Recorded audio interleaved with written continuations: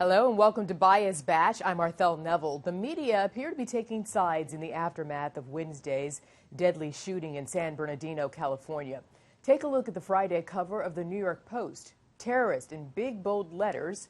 Now let's look at the cover of the New York Daily News. The News says he's a terrorist, but so are these guys, making a strong statement about gun violence in America. Here now with media analysis is Pulitzer Prize-winning investigative reporter and Fox News contributor Judy Miller. Always good to see you, Judy. Good to see you. So what do you make of those two covers? Well, I think these are tabloid newspapers that are aimed at selling newspapers, and that's what they've done effectively, each playing to its own constituency and its base.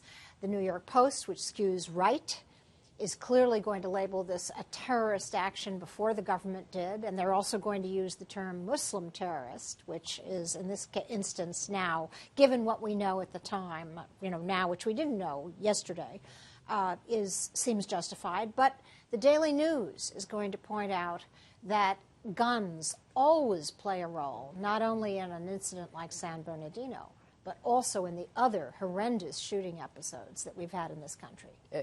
Like San Bernardino, you just mentioned, of course. What do you think about the media's coverage of those events?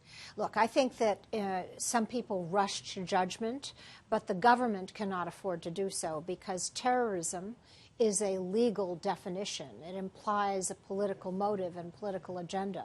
And so it was wise for the government to wait until it had enough facts. But so many people came after the president saying he's weak because he didn't call it terrorism right away. I've taken many, I'm not going to say shots at the president, but I've been very critical of the president's foreign policy. But on this, he has to follow the Justice Department's lead in assigning something, that designation of terror to this incident. It's good that he's cautious. On the other hand, President Obama has been all too reluctant to call this what it is. This is not workplace violence. I mean, there could have been an element of that in this attack, but in general, he doesn't want to acknowledge that ISIS terrorism has come to the United States because that contradicts the meme that he's been promoting, which is ISIS is contained, no problem here. We know now from Paris, we know from the shoot down of the plane in Egypt, the Russian plane which has destroyed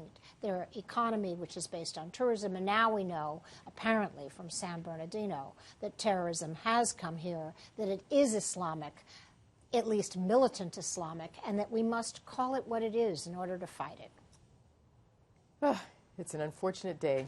It is a tragedy, but as the New York Times reminded us this week in an excellent story, there is one mass shooting a day in this country, and this is not what some of us have in mind when we use the term American exceptionalism.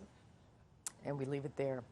Thank you very much, Judy. And of course, to hear more analysis on this topic, catch Media Buzz with Howard Kurtz Sundays at 11 a.m. Eastern and again at 5 p.m. Eastern on the Fox News Channel. I'm Arthel Neville. Thanks for watching.